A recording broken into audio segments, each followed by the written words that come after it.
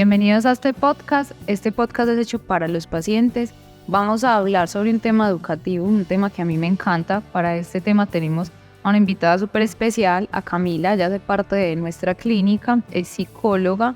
Vamos a hablar de algo muy interesante que es el síndrome del cuidador. ¿Qué es eso? ¿Cómo impacta eso a la red familiar? Sobre todo en pacientes que están crónicamente enfermos, pacientes que están muy limitados, pacientes que tienen afectada su calidad de vida. Entonces, hola Camila, ¿cómo estás? Hola Doc, muy bien, gracias. Contanos, ¿qué es el síndrome del cuidador? Bueno, el síndrome de cuidador es un desgaste que aparece en las personas que cuidan a un paciente que ya viene con una enfermedad previa, es una enfermedad crónica, una enfermedad que trae consigo una carga bastante grande. Entonces el desgaste no solamente es físico, sino también emocional para ese cuidador que ha estado durante todo su proceso de enfermedad, de tratamiento, de recuperación. Exacto, y queríamos hablar de esto porque en esta semana, este mes, en octubre, vamos a celebrar el mes de ACV, el día de ACV, que es el 29 de octubre, y esa es una enfermedad que genera alta discapacidad en los pacientes. Te pregunto, ¿cómo podríamos ayudar a esa red familiar de ese paciente que está crónicamente enfermo y no necesariamente el paciente que tiene ACV, sino pacientes también que están muy enfermos también por otras cosas, enfermedades del corazón o múltiples enfermedades? ¿Cómo podemos ayudarle a esa familia? ¿Cómo podemos evitar ese síndrome del cuidador? Claro que sí. Como tú lo has dicho, estas enfermedades traen consigo muchas consecuencias. Entonces, no solamente a nivel individual para el paciente, sino también a nivel familiar. La dinámica familiar indudablemente va a cambiar y casi siempre hay una sola persona sobre la cual recae pues todo el cuidado, todo lo que conlleva, no sé, citas médicas, de pronto también como a veces a ellos les toca hacer muchas diligencias como a nivel administrativo. Entonces, obviamente, pues al ser un síndrome va a cambiar de persona a persona cómo se va comportando, pero las recomendaciones principales son que ojalá esa carga que representa la enfermedad no recaiga solamente sobre una persona. Y acá me gusta mucho utilizar una metáfora que es como una mesa tiene 4 paticas. Si a esa mesa le quitamos 2 patas, 3 patas, solo queda una, pues esa mesa va a tambalear o incluso se va a caer. Y eso pasa a nivel familiar. La familia, cada uno de los miembros de la familia va a ocupar un lugar muy importante. Entonces sería lo ideal que se pudieran como relevar los cuidados, repartir como ciertos cuidados específicos, ciertas tareas para que no recaiga sobre un solo cuidador. Entonces esa es la primera recomendación. Tratar al máximo de que se puedan dar ciertas tareas a diferentes miembros de la familia o de los cuidadores, porque no siempre es la familia, también hay amigos, la pareja, etc. También es importante que ese cuidador o esos cuidadores puedan tener un espacio de expresión emocional, porque a veces ellos piensan que como quien importa es el enfermo o la persona que padece de una enfermedad, ellos pasan a un segundo plano. Y esto no es real. También son importantes los cuidadores, porque si el cuidador se enferma, ya tenemos 2 o más enfermos en casa. Entonces, ¿quién cuida a esa persona que está críticamente enferma? Entonces, también es importante que ellos busquen esos espacios de expresión emocional. También será importante que busquen espacios de dispersión, de ocio, que si a la persona le gusta hacer ejercicio, que le gusta salir a caminar, tener espacios, no sé, ir a cine, no se sientan culpables, porque entonces como mi familiar está en casa, está postrado en una cama, yo no puedo tener mis espacios por fuera. Eso es falso, es importante que lo tengan. Como les he estado comentando, pues de esa forma cuidamos nuestra salud mental. También estarse muy informado de la enfermedad, de todo el tratamiento. Mientras más nos eduquemos, y precisamente para eso es este espacio, más vamos a tener una percepción de control sobre lo que está sucediendo.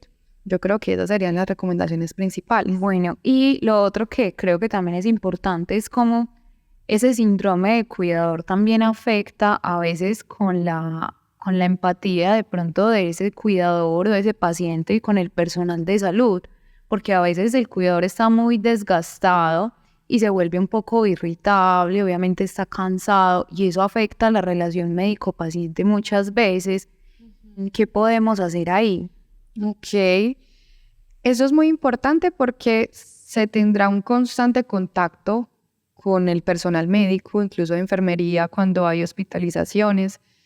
Si nosotros desde el inicio cuidamos a ese cuidador, le recomendamos sus espacios, le recomendamos y estamos atentos a qué es lo que siente, qué necesita, muy seguramente a la hora de tener ese contacto con el personal médico, enfermería, el personal asistencial en general, va a llegar mucho más descargada.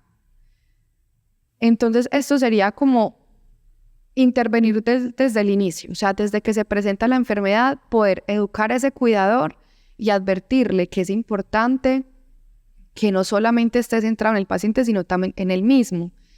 El personal médico y asistencial, pues es importante que tengamos mucha paciencia, porque sabemos que si vienen muy, de pronto con estrés emocional, con ciertas emociones, sentimientos, pensamientos que hacen parte de todo ese proceso, porque incluso cuando nos diagnostican una enfermedad pasamos por un duelo individual, pero también la familia pasa por un duelo.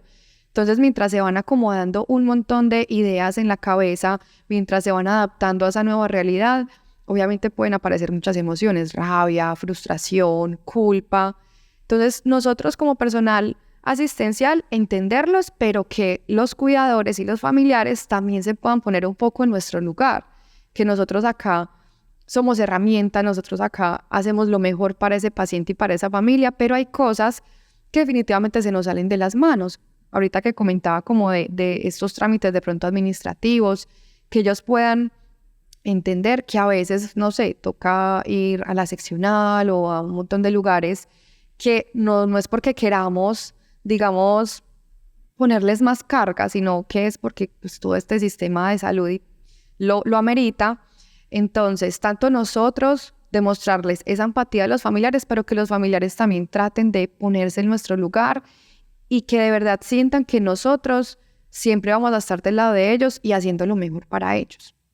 Perfecto. Y hay algo muy interesante entre todo lo que dices que me gusta mucho y es que ese síndrome del cuidador es algo multifactorial, o sea, no es solamente la enfermedad del paciente, ese duelo, esa transición de toda esa situación, sino también que se sienten cansados, desgastados, dejaron sus hábitos normales y encima de eso situaciones de pronto socioeconómicas y todo pues que se salen de las manos de las familias. Así es. Yo creo que dejarle un mensaje sobre todo a esas familias y a esos pacientes también, porque el paciente también está haciendo un duelo frente a la enfermedad y todo eso.